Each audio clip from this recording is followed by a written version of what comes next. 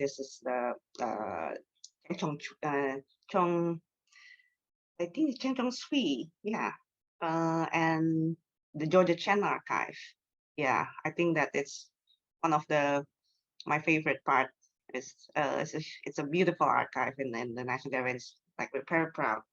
And then it's of course to be able to digitize them and uh, and put it into museums, but also then we built this collections portal so that it's not only that people can research on the artwork collection, but also the art that support the contextualization of the history of the artist and the museum collection.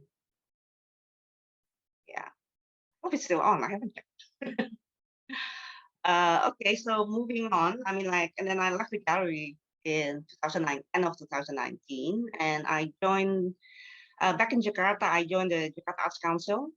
The Jakarta Arts Council, if I could explain, it's like, well, it's a council of artists or art practitioners selected by the governor, appointed by the governor every 3-year period. So I joined in 2020. So it's been 2 years in the Jakarta Arts Council. And I think that seeing my previous work in archiving and managing collection, so I'm given this task, of Commission of Collection and Archives in the Jakarta Arts Council. So the Jakarta Arts Council was founded along with the inauguration of the Jakarta Arts Center. We call it Taman Ismail Marzuki. So it's until now it's like the main art center of the Jakarta city, and it's a city initiative, as it is funded by subsidized by the Jakarta government until now. So it's under that. And the Jakarta Art Center has been revitalized after 50 years. It was founded in 1968. And so then it was refurbished in 2018, and in last September 2022, this year, the renewal has been finished and it reopened for the public. And one of the inheritance or legacy that have been built by the Jakarta Center and the Jakarta Arts Council were these archives, which I'm sorry it's in Bahasa, but I think you can kind of see. So this is the statistics of the inventory process that we did, like in 2020. So it's huge work, and in a way that it still comes in the form of this, like basically it's like 2 rooms full of these objects of documentations and also documents, photographs, videos, and lots of audio archives of artists, and all is part of the documentation of the programs and also the works of artists involved in the Jakarta Arts Council programs from 1968. So it's a huge homework. I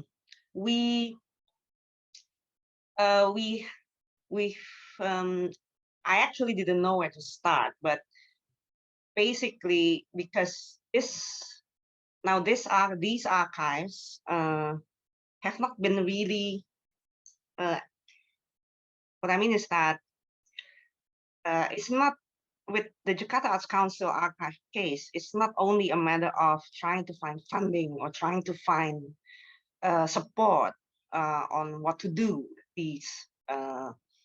these materials, but it's actually like trying to find out actually who and which institution can actually is the one who's entitled to do the work, or like to have to spearhead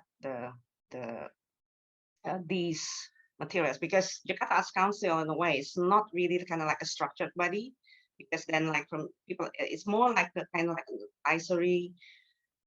advisory board, which then like, like me, I have a like 3-year period that I might probably get re-elected in for the next 3 years, but most people, but then like the members should change after 3 years. So in a way that we are not really kind of like an institution, in the sense that we, that we work with the Jakarta government, and there are like several divisions in the Jakarta government that we have been having discussions with on what to do with these materials, as also like for example, the custodianship as well, and which subsidy or which channels of subsidy that we should propose, or we should work out to from the government's funding, from the government's budget, to work on these materials. So basically, these are kind of like a treasure that has always been kind of like abandoned in a way. But I think that it's actually like trying to develop the right policies and the right roadmap, or blueprinting of these city art archive, that we have to work very closely with the government to be able to sustain, and also to develop these materials into something that can be publicly accessed. So we are having masterclass sessions and also focus group discussions, especially involving not only independent art archives, but also with the Jakarta government's division of library and archives, who we have been discussing quite closely about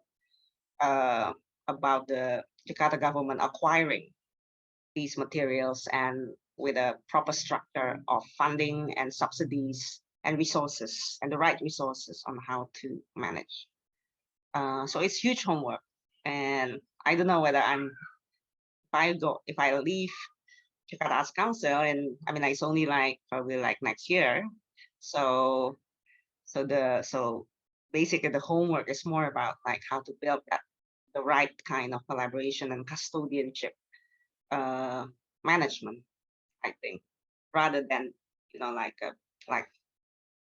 just trying to find funding and then probably like digitize this, because this is not gonna end. This is like the work is, if you want to digitize all these, it's not going to finish probably in several years. I would say it's going to take probably 5 or 6 years to be able to digitize all these. So yeah, this is kind of like some of the. So the Jakarta Arts Council is not only visual arts, so it encompasses well, they divided into 6 divisions, or 6 committees of arts. There's dance, visual arts, film, theater, literature, music. So you can kind of guess the scale of these archives. So yeah, so this is my homework at the Jakarta Arts Council now. So yeah, I think I shared enough about the work, but just to give you some kind of like a deeper idea, a bigger idea about the content of the Jakarta Arts Council. So me and my small team, we made this video. It's a 5-minute video. Do I still have time, Kat? Yes, you have a little more time, but Okay. I was just wondering, do you mind if I just ask a question just to refine things a bit? could you share a little bit across the different projects that you've shared already? Some of the digitizing initiatives, because you just said that, for example, with the Jakarta Art Council, it will take years to digitize. And I know that when you were working with IVAA, digitizing was actually a very important part of the work that you did there. Could you just share a little bit with the audience, maybe in each case, how you thought about digitizing these archives and how difficult or how extensive some of that was?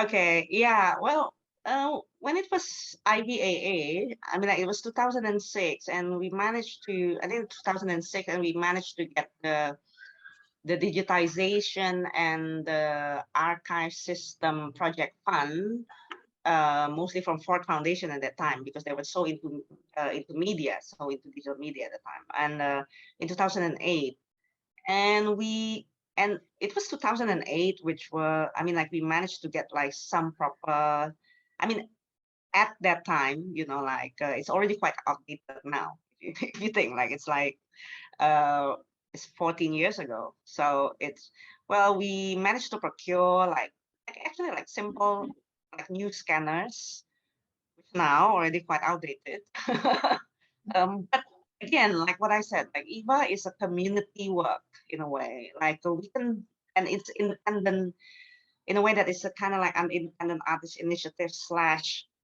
archive institution, or independent artist initiative come archive institution. So we can basically just do anything.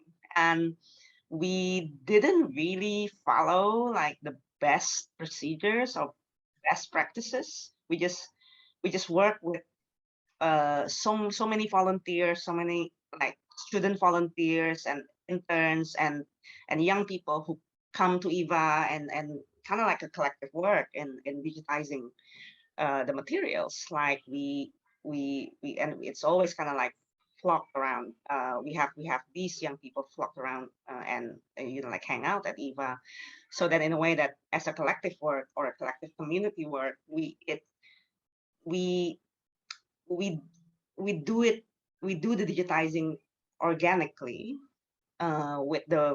with whatever resources we could get, and it's a bit like it's very it's very indie in a way. So, but it's always kind of like, for me, sometimes yes, it's how you do it in terms of because of the freedom that we had with EVA, because EVA is not government, or it's also not kind of like bound to any restrictions, and that's why like we can do so many things. But it worked differently with the gallery, for example. Like we managed to get some kind of like one of the core activities, kind of like an in-house digitizing work. Faisal has been doing it, and some procurement of like basically a proper scanner, adhering to what it needs at that time. So there is so that's a difference. Like at EVA, we basically scrape. It runs more as a kind of like a community house. So then we develop and find funding for projects, and with lots of supports by the communities. And I mean, like, everybody who has come to or visited Jogja probably already know how things work as well. I mean, like, with lots of voluntary support and lots of collaboration, and that's how we made it. And in a way that it somehow didn't cannot be like that in the case of Jakarta Arts Council, because in a way that it's a government appointed foundation, and that's why, like, for example, like it kind of, the homework is also develop how this like city art history, like the way I see it, is actually like these treasure trove of the Jakarta Arts Council is we can do, and we actually already do in like in some let's say in several of the Jakarta Arts Council research programs, like trying to make use of these archive as research materials. But it's it's only limited to that, and in a way that these are like tons of materials built for more than 50 years, and it's close to the urgency of, it's basically like an emergency situation that I see here, is how to develop the policy, the custodianship policy and the management policy with the government, with the Jakarta government, is the main party responsible for these.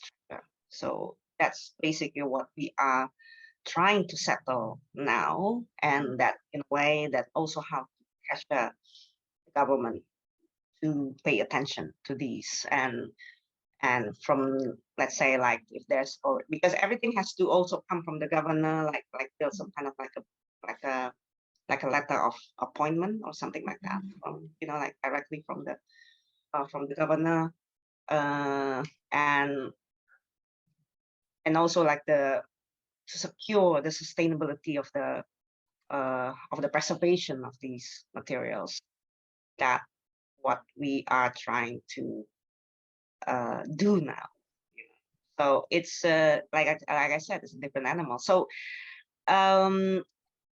it's already kind of hard in a way, just to kind of like try to feed that mindset, and try to feed that consciousness of how important these materials are. So it's kind of like a step-by-step kind of work, in a way, like going to the bigger picture first, and then we move towards like recommending what kind of system and resources and subsidies that the government should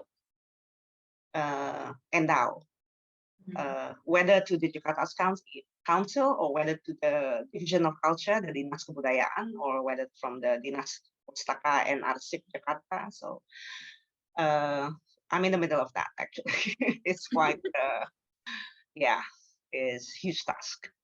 Yes, yes. I wish we could be at IBA. We just kind of like this is like a treasure. We can just like scan, you know. Like, I think that is not the case here. Really more like kind of like at the policy level kind of work. Yeah. Thank you so much, Bar. That's like a great clarification, actually, because, you know, sometimes when we think digitizing, we just think it's the task of digitizing, actually like scanning the works, but actually even the process of thinking about digitizing a collection or an archive and putting it and creating access to it is actually a series of policy questions, and it's about moving minds and political will. So yes. Thank you for you know, thank you for you know, saying that, because I think sometimes we think it's just the labor, but it needs a lot more support around it. It's in the Jakarta Council is political work. Yes. Yeah, and I'm sure it's also what we would consider emotional labor, right? Because you do a lot of relationship management. All right.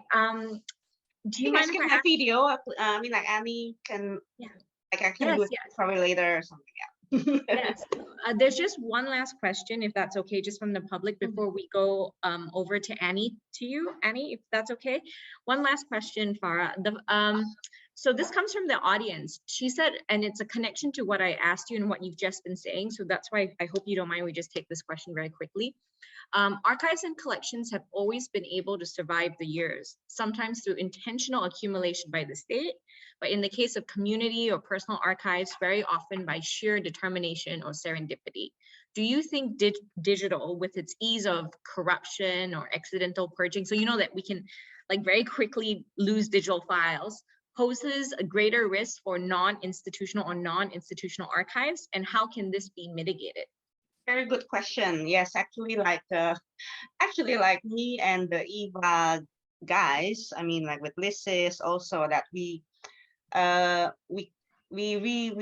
this phase, we really rethink on what to do with the collection. Most of our collection are like post-custodial collection, meaning that it's a digital collection, because we digitize from what artists or the art family or art collectives kind of like share with us, right? And kind of manage the access from their endorsement. So it's very organic in a way, although we kind of try to formalize it with Creative Commons.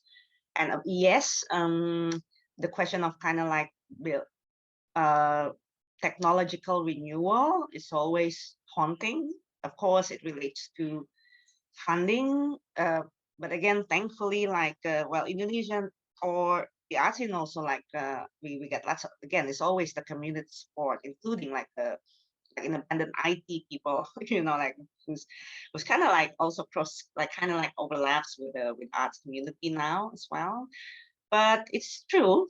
We have to, and then in a way that we also rethink whether we still gonna be kind of like an archival collecting body, because we kind of like need to stop somewhere in a way, and then in a way that Eva aspires to be more than that, as in like what I said, it's now, because now also kind of like younger artists also already have the capability of archiving themselves, you know, like maybe they're even more savvier.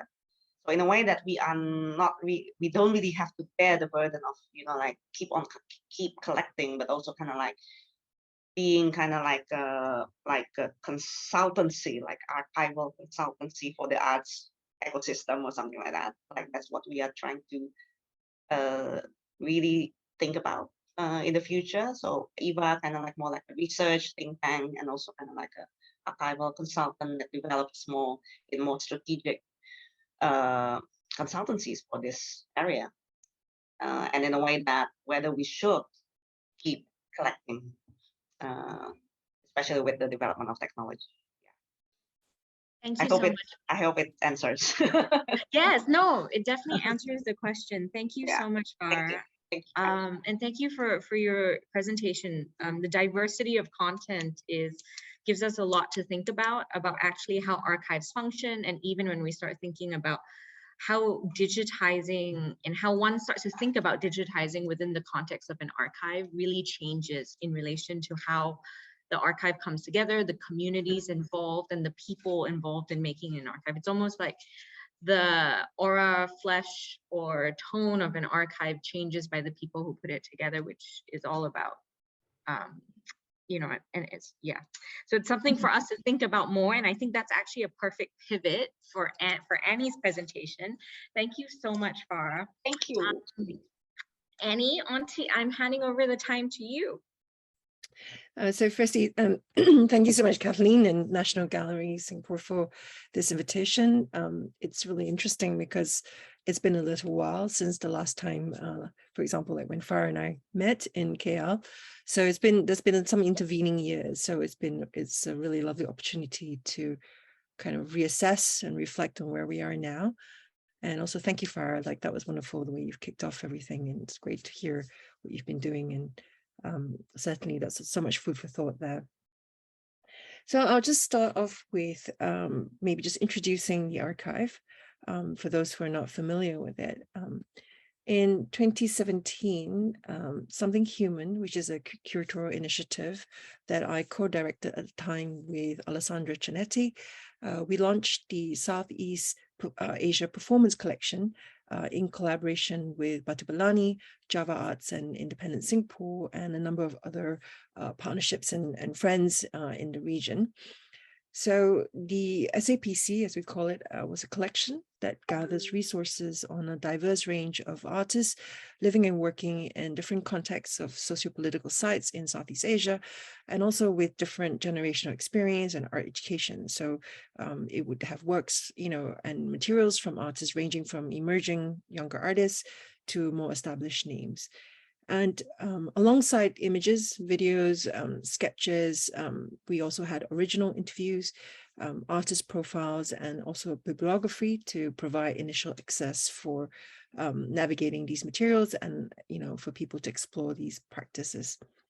So at the last count, the collection has within it already sort of organized and indexed materials from over 50 artists, spanning from those from the younger experimental live art scenes of Battambang or Hanoi to more established diaspora artists, as well as internationally known artists such as Li Wen. So it was launched and then now it's currently hosted at the Live Art Development Agency, which is the Center for Live Art, a sector that seeks to champion new ways of working. It opens up space for more experimental and what they call unclassifiable art forms as a way to make space for lesser known histories and lesser represented artists. So LADA's agenda believes that live art or performance, the other terminologies that are associated with live art is a tool, a means to challenge the status quo and also initiate meaningful social change. And so a little bit of history as to why this came about. So in 2015, Something Human, we were running a series of yearly projects called the Cross-Cultural Live Art Project, where we invited artists from Southeast Asia mostly, and also East Asia and diaspora, to work with UK-based artists on a series of different curatorial live art projects. So in 2015, as part of that particular project, we organized a trip to LADA's study room and library, which is in their East London space. So the library at the time consisted of about sort of 5,000 to 6,000 items, detailing like the development of live art. Is really quite a impressive collection.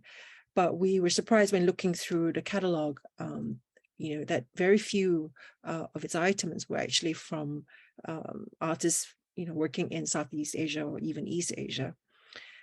So this obviously, was troubling. There was a gap, so clearly if anyone was researching live art and went to the center, it would appear, or it would suggest that, there was no live art from this region or very little of it, right?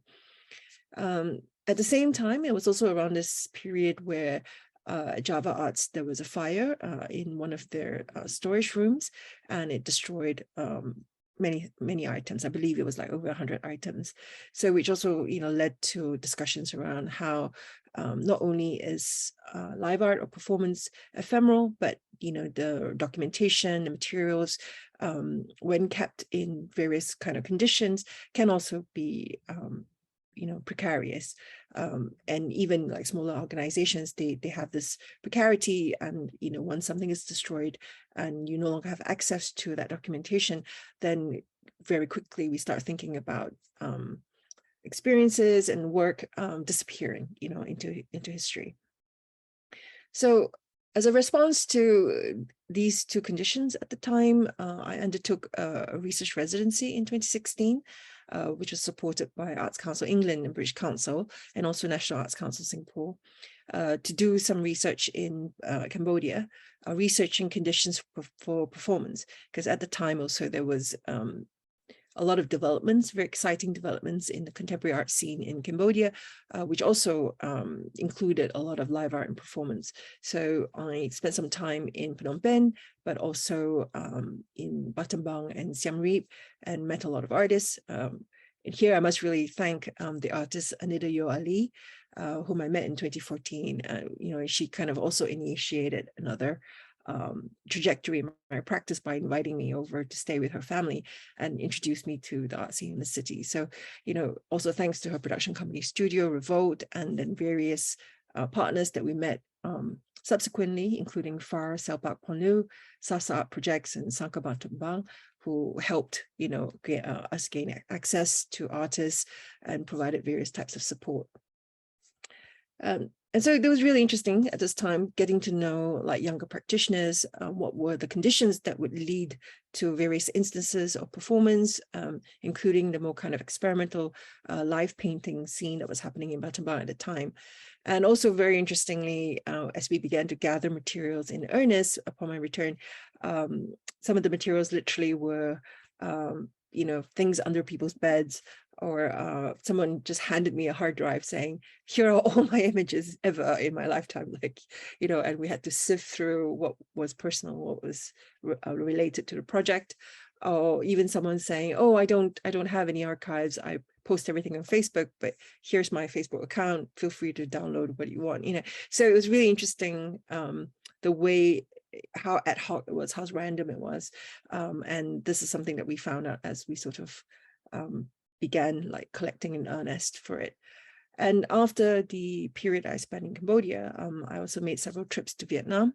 So here I must also give a shout out of thanks to Richard Dia Projects, the Lay Brothers New Space Arts Foundation, the many wonderful artists at Nha San Collective and Six Space, which also supported another round of meetings and interviews and collecting of materials. So after these trips, I think when we started to realize there was quite a substantial amount of material, we invited a UK-based organization called Batu Balani, who worked with UK and Filipino artists to also collaborate by collecting more materials from the Philippines. And I guess this kind of snowballed, and eventually after meeting, various encounters and meetings with Lee Wen, he also very kindly donated his entire digital archive prior to his passing. So at this stage, then Something Human also looked back on its own kind of practice, and we had worked with quite a roster of different artists from Asia as well as UK-based diaspora. So we also invited them to contribute materials. So all of this started to sort of get collated. And I think, you know, we went through the same sort of thinking, like how do we make this an archive? Like, you know, right now we just have an accumulation of materials. So I'm just going to cycle through, some images to show you what's in the archive. Oh, no, okay. Oh, Annie, if you'd like, what we can do is we can actually share your slides with us, the backup that you sent us. And then, okay, no, I think I've got it shall now. we do that? Oh, okay. Okay, got it, yeah.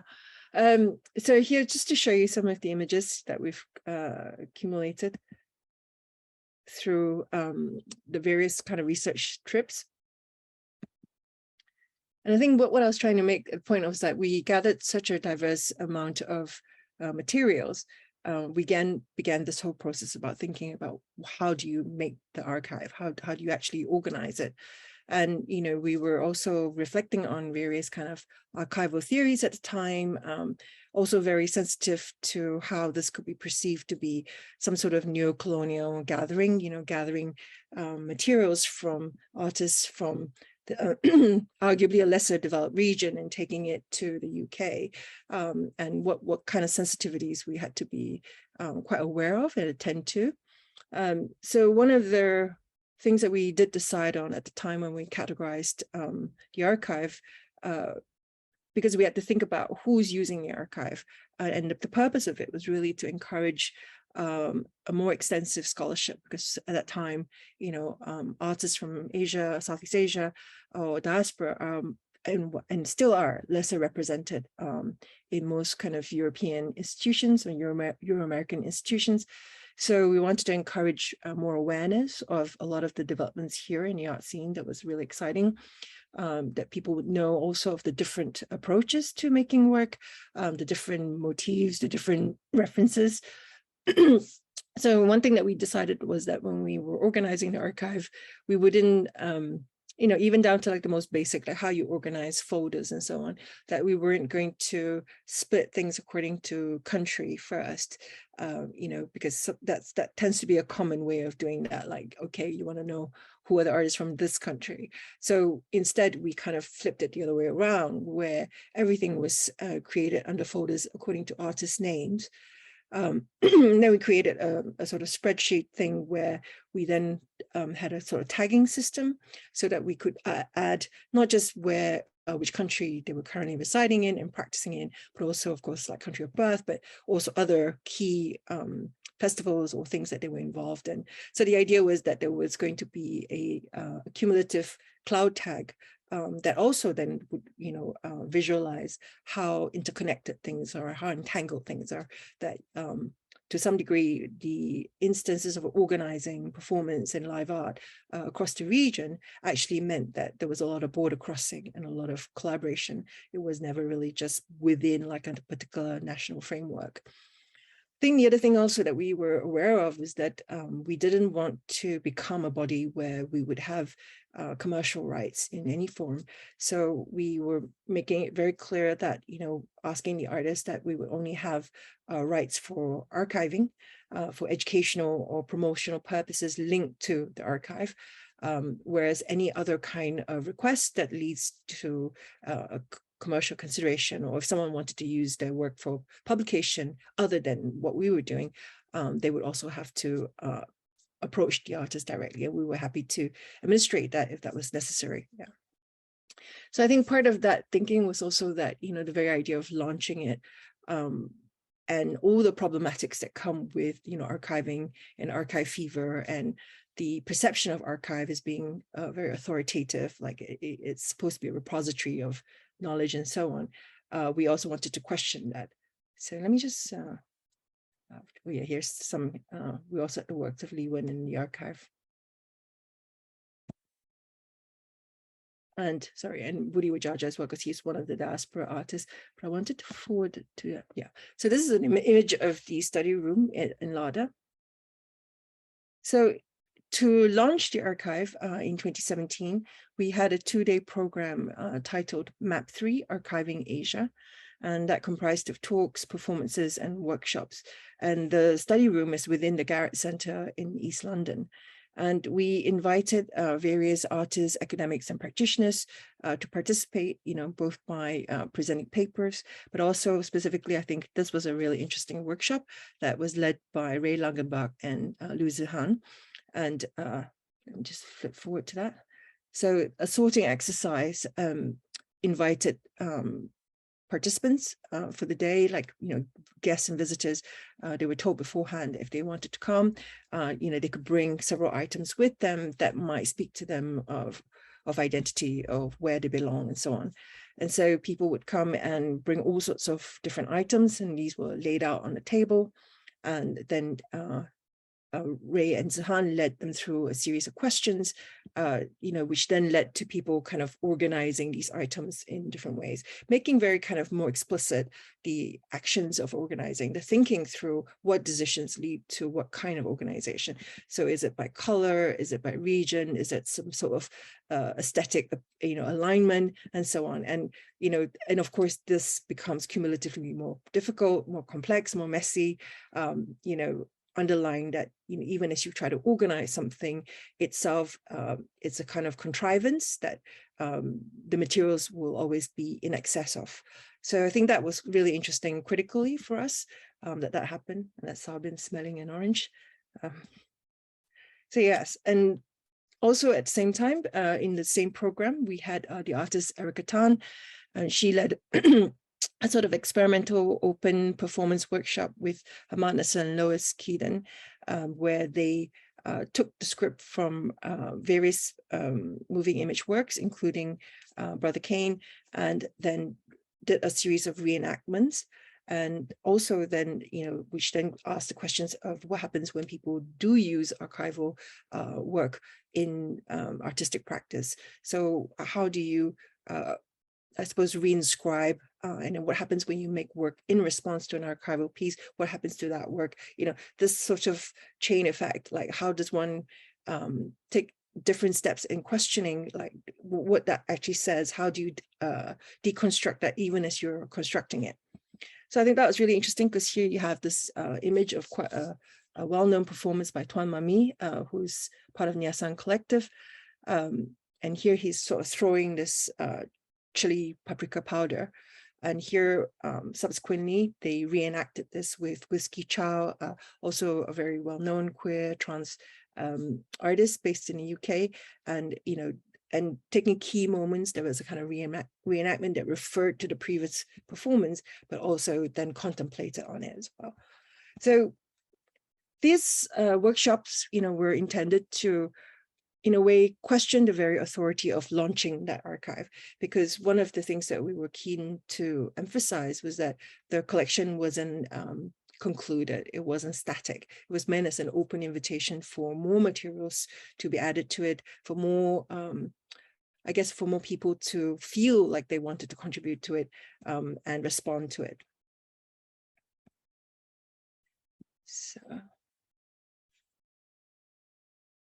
So after we launched it, I think, there were a series of events that happened after that. It was quite interesting in terms of thinking about how an archive can lead to various research and artistic output. Alongside, in 2019, we had an open call for a research commission, which led to a new essay written by PhD candidate Chloe Ho. In addition to that, because I teach at Central St. Martin's at the University of the Arts in London, one of my courses, the modules that I teach, is on performance and place and politics. So it was really interesting that, a lot of the students responded to the materials really well. And this also led to an increase of research and writing on like the work of Ara Mayani, Lay Brothers, Isa Jackson, Anita Yuali, and so on. So, and in terms of this image, this was another kind of event that was really interesting. At the same time, Singaporean artist and researcher Nicholas T was also based in the UK, and he was doing a residency at LADA alongside his MA in Live Art at Queen Mary. So what I didn't know at the time, and then later I found out, was that he was researching the circulation of live art in Southeast Asia, and as part of his MA, and this led to him also creating a Google visualization of the Singapore-based performance festival, Future of Imagination. So it charted its geographic reach of the programming across its 12-year history, and the chart basically shows how artists from Singapore are connected to counterparts across the globe, and in a sense, it shows like how live art actually circulates beyond like the different regions and have like interregional relationships. But also as making that point, he was also critiquing that how even though there was obviously evidence of live art being quite active in Southeast Asia, in most North American and European academic and artistic institutions, the emphasis and visibility would still be on Euro-American artists. So this led to this project, which was really interesting because it was a response to the exhibition Speech Acts, Reflection, Imagination, and Repetition that was curated by Hamad Nasser with Kate Jackson at Manchester University. So for this live art intervention project, T created a new performance, and he created this performance because he was deeply inspired by Lee Wen, and the staging of this performance was actually only 3 days after Lee Wen's passing, and it sort of spoke in continuity with Lee Wen's awakening to like his own identity and racism that he experienced in the UK with his iconic series Journey of a Yellow Man.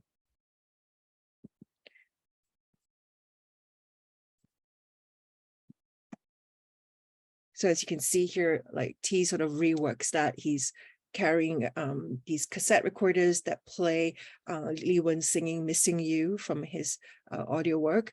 And then he does apply yellow paint to his face, but as a kind of update of that, he applies gold leaf on top of that as well.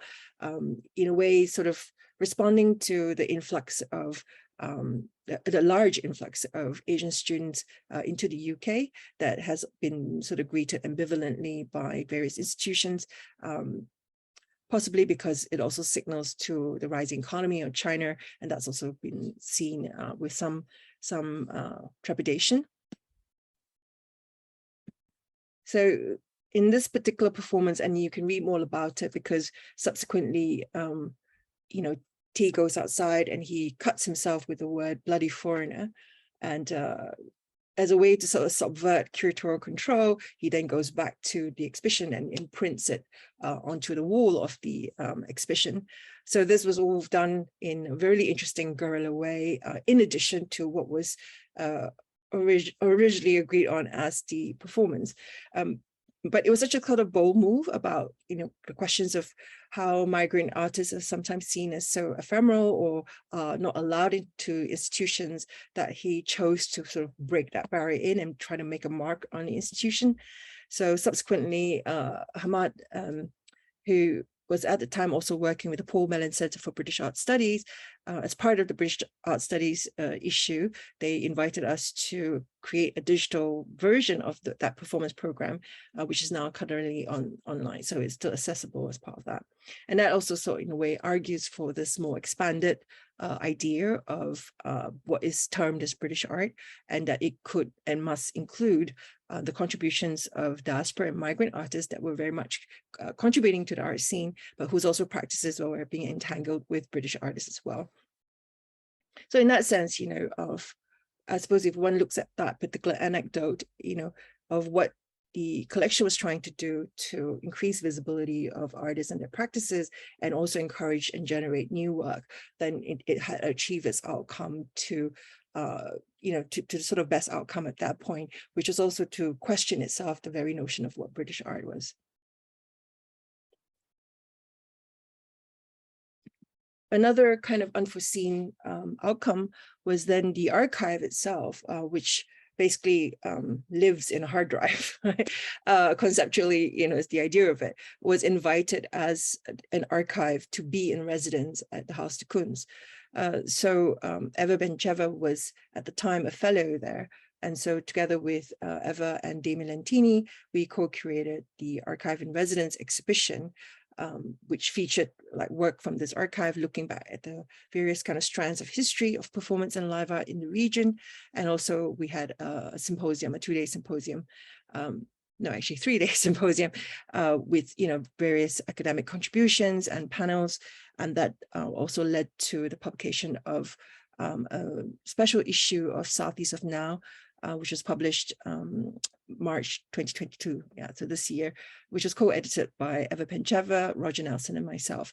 So in that sense, also, it led to more new research, new publication, and I think for us that was definitely one of the intended outcomes. How do we generate more responses, more critical responses, more artistic responses? How do we expand the space for this work and this knowledge?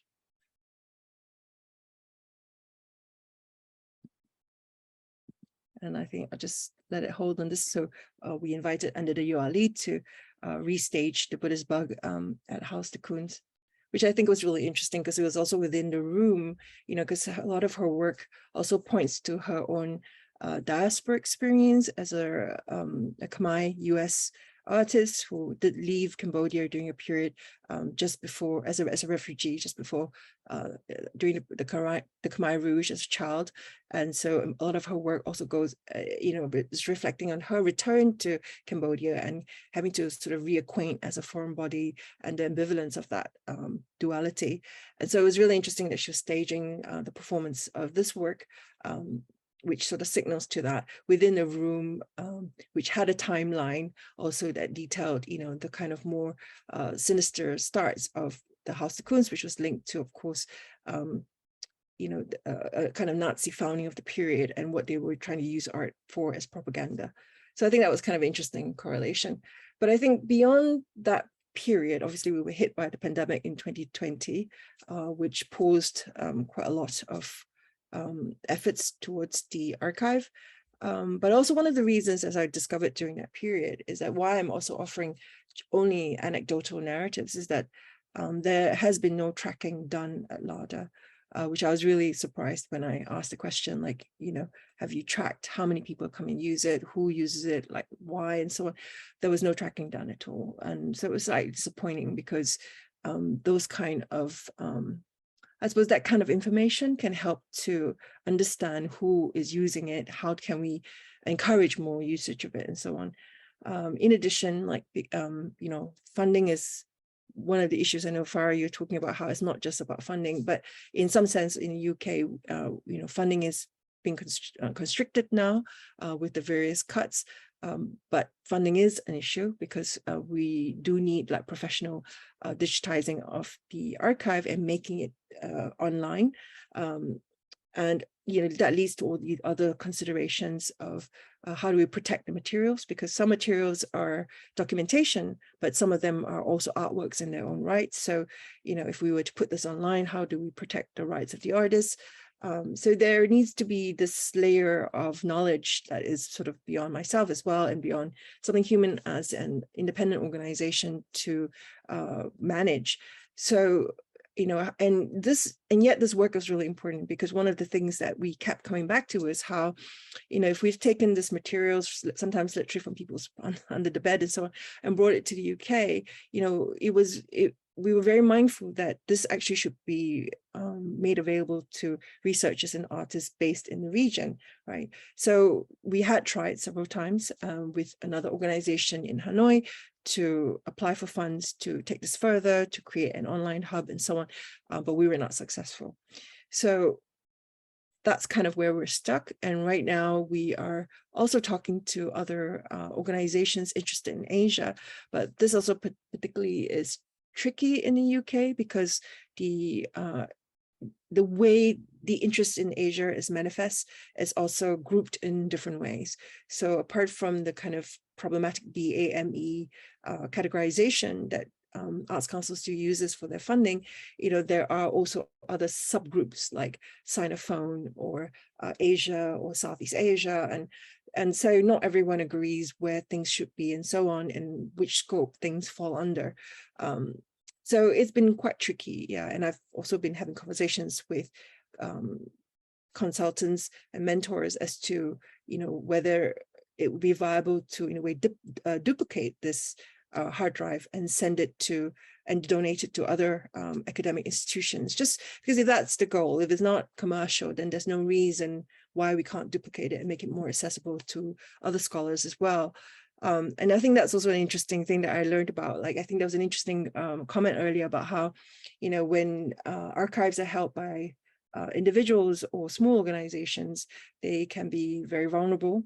But I think they can also be very vulnerable within major institutions, as I discovered. I think I see Ray in the audience here, because I think Ray duplicated his archive, and one of them went to, I think it's the International Institute of Social History, please correct me if I'm wrong, Ray, and was placed there. So as part of the research process of creating the SAPC, I went there to try to look at his archive to see what was present there and what else, what would we be bringing new to the table.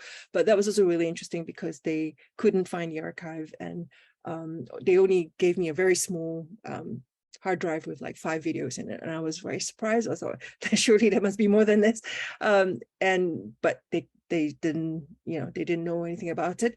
And it was only subsequently in conversation that I heard from Ray that actually that question then raised the question within the institution, and they had to go and look for the hard drive, which I believe eventually they might have, right, Ray? So again, I think archives are also vulnerable within institutions when they're not used, because it's so clear that like when something is not being used or activated, it can be easily forgotten. Resources are not devoted to preserving them. So even if they are protected within a hard drive, equipment becomes obsolete, if they're not transferred carefully over to new equipment and so on. So, this is also something that we have considered through looking at like archives in the British Museum and so on, where, when things are not used, they're just kept in the back storeroom, and then eventually, lesser resources are put to conservation and so on. So eventually the materials are also going to degrade and dissipate. So I think as much as, it is important to think about how the custodianship is managed, what decisions are implemented with regards to usage, access, and so on. All these very important policy questions.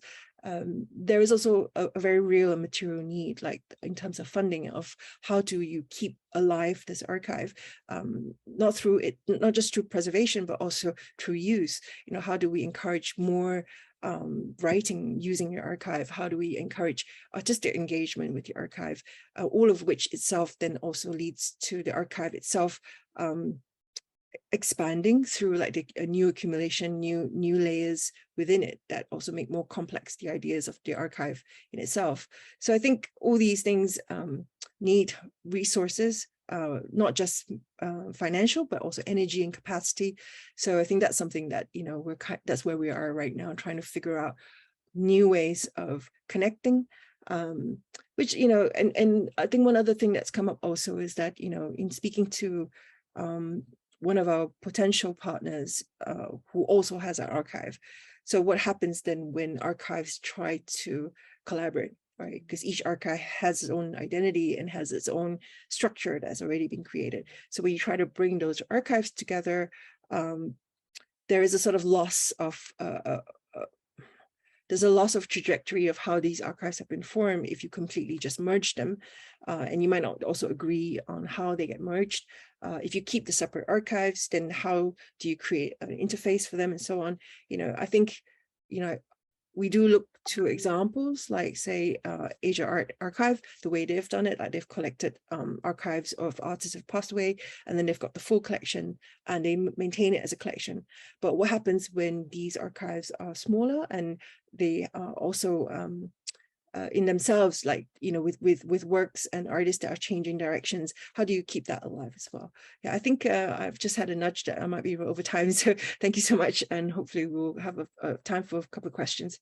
Thanks so much, Annie. That was such a great presentation because there were so many things for us to think about. And I think that emphasis actually on the vulnerability of archives is something that I think we should pick apart. We actually have quite a few questions in the chat and comments that I want to introduce, but before I go any further, I just wanted to apologize to everyone that we're obviously running a little bit late because we started a little bit late, but we're going to take another 10 minutes so that we can just peel through some of the questions you've put forward. Obviously, if you can't stay, that's fine, but in the future, this panel is actually, and the Q&A session that's about to start is being documented. So, come and check out NGS's documentation after if you have to go and you can't stay for the questions. But Farah and Annie, if you don't mind staying for another 10 minutes, we will we'll peel into some of these questions. So, okay, there are quite a few, but maybe one thing, Annie, if you don't mind, that I could first ask, and just as a response to your presentation is, one of the things about the presentations we've had today with Farah presenting the different types of archives she's worked on, which are really, there are communities that are built around it, right? So Farah, you're talking about IVA, and that's really a community, and there's a bunch of resources and time that people put into it. And an institution kind of grows out of that as well. You talked about National Gallery, you talked about the Jakarta Art Council archives, and so there's sort of always in the background a kind of ecology already around the material. Annie, your case example is a little bit of the flip. Even though, yes, you're bringing a whole community together because you have to go out to individuals and ask them and they have to agree, but it's a hard drive, right? And as you put it, it's a concept of an archive that is really physically, and right now a hard drive that lives from project to project funding, and whether it can, I don't think the right word would be parasitic, but it's almost like when it can be inserted into other institutions or find collaborations and live within these other ecologies. And then sometimes, because these ecologies are not growing in relation to the material, but going from project to project and project funding, you sometimes get disappointed by these ecologies because they don't tell you how much these archives are used, right? So this is, I have to thank both of you because these case studies are such a diversity for us to start thinking about archives. And I know in the audience, we have people who have their own archives, who work with archives, who work with artists. Annie, going back to your presentation, and it's something that you put in a little bit in the beginning, which is one of the things that you were doing when you were going to individuals was asking people for images and so forth. And then they were directing you to their Facebook accounts. And now I think that this is something kind of interesting because a lot of us start our own sort of archiving, right, through our social media, which is very interesting about the way now we engage with digital media, period. Not even if we think about digital archives, right? But that maybe our consumption of like going online and hanging out is already like archiving us, and we're kind of learning this way. But the reason why I bring this up is one of the things is when we use these platforms, the rights for our images go to these platform holders. So when you went about archiving, I wonder how much of it you were conscious that you were actually trying to save some of this material from sort of platforms erasing it completely, because it's within their rights to do so, frankly. And so I'm just wondering if you could speak a little bit about that, and also that precarity that's fundamental to the fact that, you know, it's actually fundamental to the nature of your kind of project as well. Yeah, I think with that, those instances, those were that came up when we were working with the artists based in Battambang, and you know, which has a smaller art scene, and Battambang conventionally has been seen as more difficult to access than Phnom Penh, when you can fly in, and usually it takes another sort of 6 hours by car or something because the trains still don't work after how many years, right? So when I was out there, you know, there's a very different thinking at a very different stage in the art scene, where they were still trying to make work and make live painting and so on, but the documentation was still quite ad hoc, right? So people would whoever turns up, you know, and one of the people that contributed to archive happened to be a photographer that was passing through, a French photographer, and he took a lot of photographs that were amazing, and then he very kindly also gave those photographs to the archive. But at the same time, the artists that were present were, you know, like most people, we taking stuff on their iPhone and then just posting them to their friends on Facebook, but there was no conscious practice of like archiving this, like keeping this for future generations and so on. There wasn't any of that. So it was both amusing, but also slightly kind of alarming, because you think, well, okay, even with Facebook, I can't even go back to my own Facebook images because they're just so many and they're just like random. Yeah. So, you know, it took a while to download everything and to go through it. But then you also realize like the artist is placing some trust on us to determine, is this photograph viable or not, right? Like, and that could be so subjective as well. So we're very aware of that as well. So they had to go through a process of like downloading various things and then going back to the artist and saying, is this what you want to present, you know? But quite often they were almost quite casual about it, because they hadn't made the differentiation also at the time between like, this is documentation and this is artwork and so on. So the case studies are also, you know, they're differentiated depending on who the artist is, right? Where some artists were much more concerned and aware of the language of saying, this is an artwork and I want to give you a lower res version and so on. And so again, we had to respect that, like they are at different stages of thinking how that works with their representation or not. Yeah.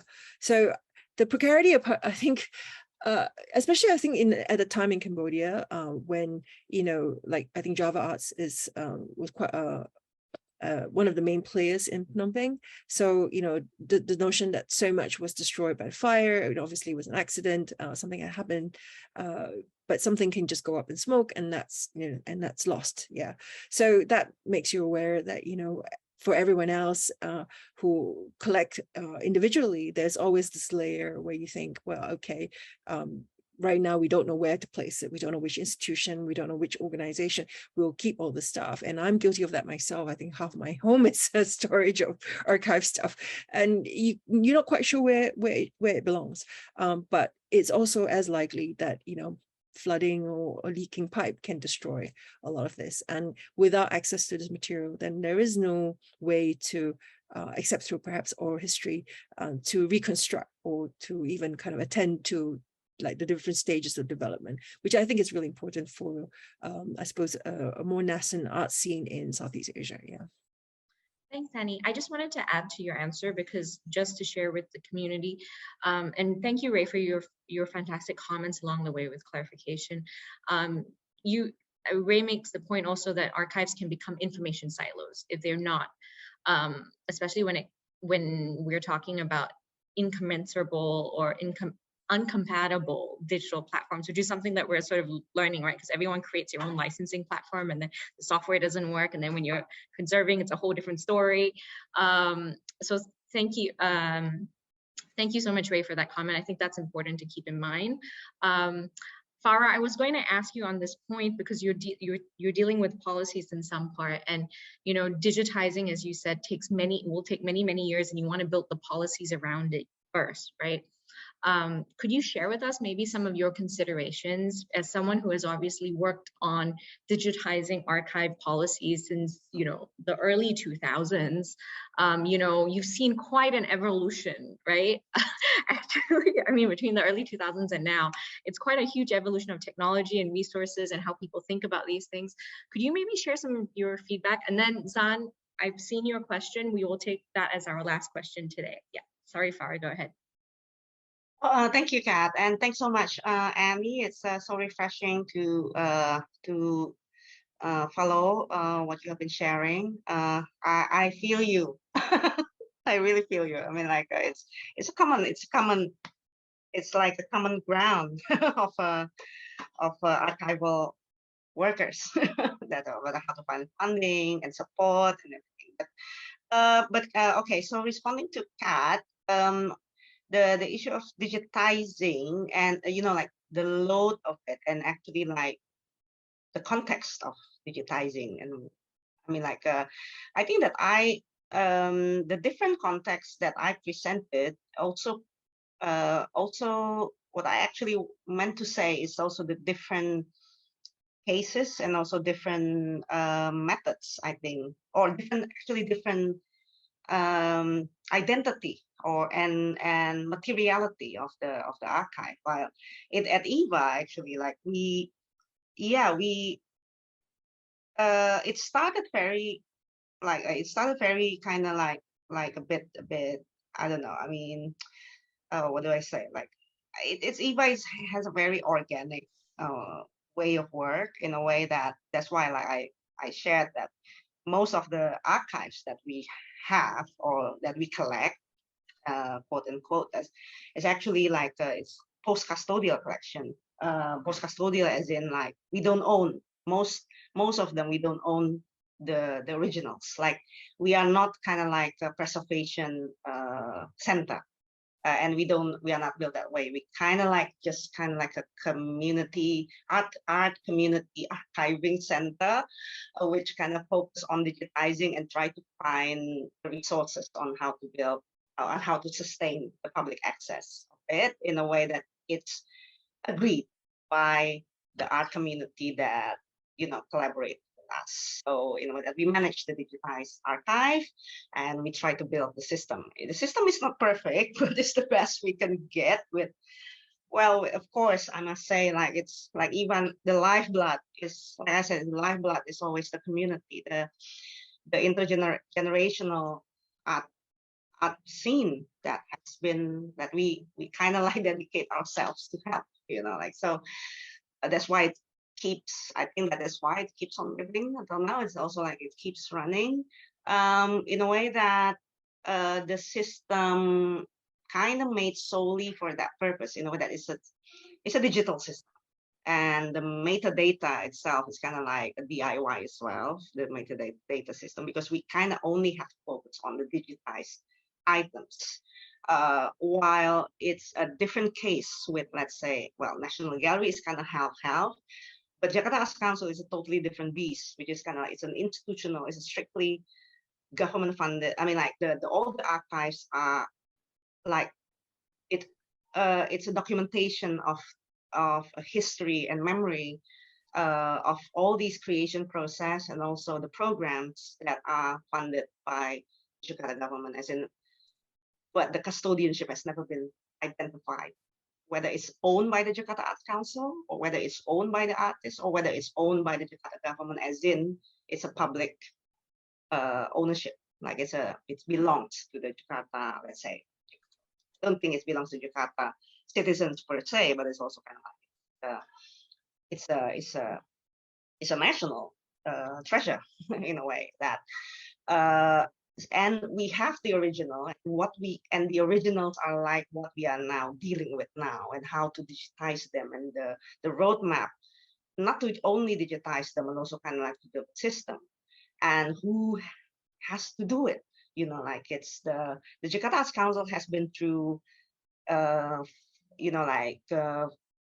mean, it now I think I'm batch, like if it's like 50 years, then it's like the like the 18 something generation or this 18 batch of the companies, and it had gone through like some I think that batch 2006 to 2012 already tried to get fundings from many sources. So you can imagine, like, it was 2006 technology as well. So actually, like, me and Eva also collaborated with them at that time on how to get like these collaborative funds. And there's already a digitization project. And flash forward, what happened was, like, when I finally joined the Jakarta Arts Council and then like tried to do something with the archive, is that all the system has gone like just corrupt, and well, basically we cannot use it anymore. We managed to recover some, like, I think 13 hard drives, like 2000, I mean like 2009 era hard drive, like really kind of like big hard drives, you know, like it used to be, I think that it was meant to be the server at the time, but it was kind of like being stored in the storeroom for like years. Then it probably, well, basically we can only like recover like 13 out of like 30-ish hard drives, and the others are gone. So that's what happened with any USO, right? That you cannot also rely solely. That's why, like, I think that it's not what I meant by getting funding. It's not only like, sometimes it's not only about the funding. We can manage to get funding at this time, maybe because, I don't know, maybe like somebody in the top level happened to probably, you know, like have the awareness at this point, but maybe not if he or she is replaced in the future. So it's always happened in the government, you know. And then that's what happened. Like now we have to start from zero, and that's, as you see, we have like this like maybe like 400 square meters of archives of 54 years. So what I think is actually like it's that it's more about how to it's more, that's why it's more work of like a political lobby about how to kind of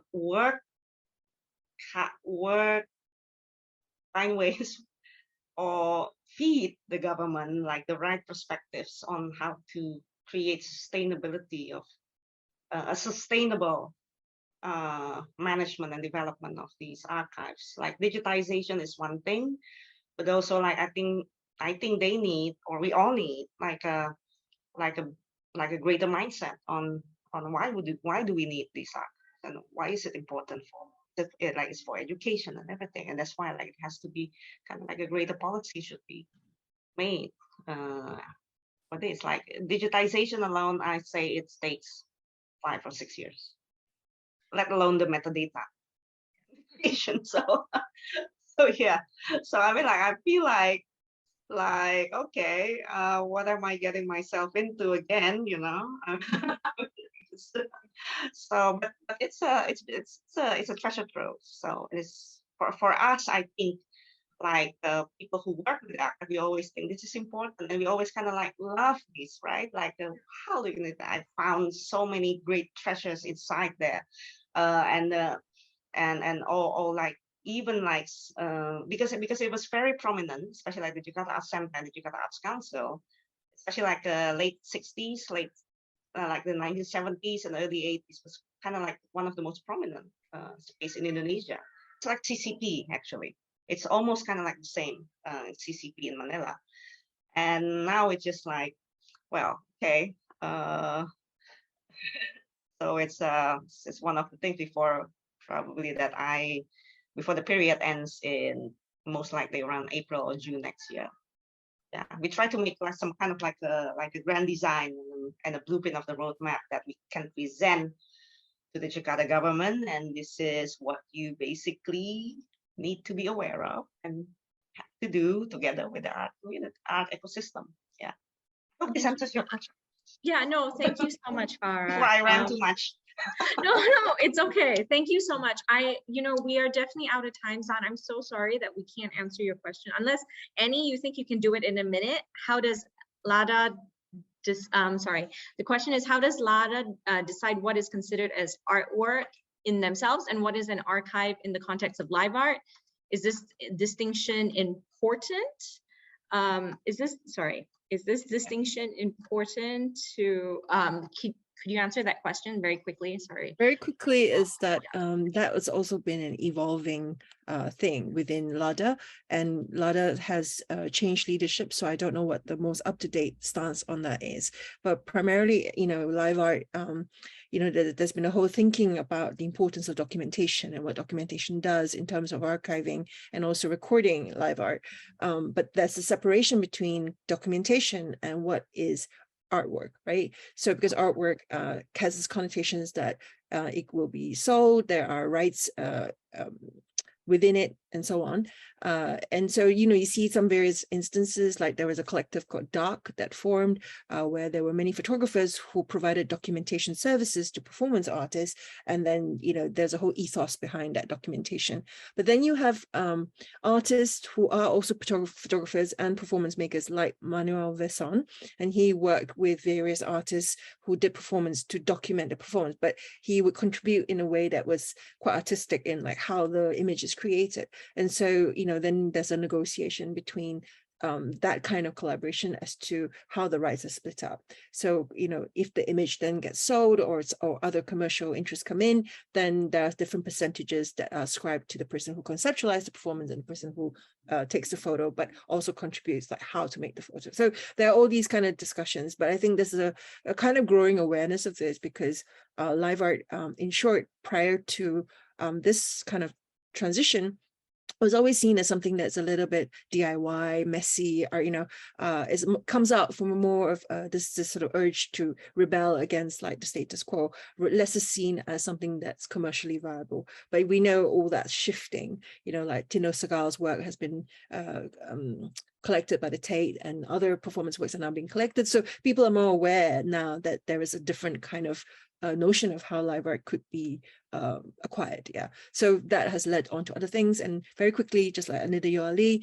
makes very professionally produced images and moving image in relation to her performance work with Studio Revolt with her husband, and so those works become sold through the gallery system as well. So I guess, like, in short, there's no clear-cut answer, but there's an awareness that there's difference between documentation and work. Yeah. So thank you so much, Annie and Far, and for giving us so much extra time to peel through some of these questions. If there are additional questions from the attendees today, and you're a participant, please feel free to write to me directly, and we'll try to get those answers for you. If you're a general public who's not a participant in Archival Intelligence, you are also free to contact the National Gallery. We have an event page for Archival Intelligence. You can drop some questions there, and we can try to address them, get back to you, and try to address them as well. Thank you both for all your time, and thank you for everyone who stayed on with us. I'm very sorry that we ran so late. I hope you enjoy the rest of your Sunday. I'm just going to make a final few comments, because this is our last Archival Intelligence session and panel. Archival Intelligence, is developed here at National Gallery Singapore with the idea really to create greater awareness or greater sharing of strategies, knowledge, intelligence, basically around archives with the broader region, with individuals from the region as well as and beyond. But this wouldn't have been possible without the work of a couple of with the entire gallery, but also with specific individuals who spent a lot of time. So we're hosted actually here in YLab, which has enabled us a screening room, and we're very grateful for the support from Kevin, Eunice, and Ernie, who's enabled that. The background team at the curatorial programs, Lynette, Erica, and Jiang, who have put a lot of time into coordinating October gathering and including archival intelligence with it. And I'm so grateful also to Anissa, who's on the back end, has managed everything to support this program, and has also reached out to some of you and has co-developed this program. So I just wanted to give Anissa a quick shout out and thank her for all the work that she's done. And thank you all for your time this weekend. I know weekends are precious, so thank you very much for taking the time to think with us about archives, to think about digitizing, to think about the legal aspects, the infrastructural aspects, the opportunities, the risk, and so forth, and but also really importantly the stakes, and what opening or engaging with archives can mean for greater accessibility to knowledge, and how this fits into larger social and political frameworks in local contexts and within the region. So thank you so much. And thank you again, Annie and Farah, for joining us. I hope everyone has a lovely evening. Thank you. Thank you so Thank you, everyone. much. Thanks so Thanks, much, Annie. Kat. Thanks, Thank Kat. you. Lovely to see you. Bye. Bye. Bye.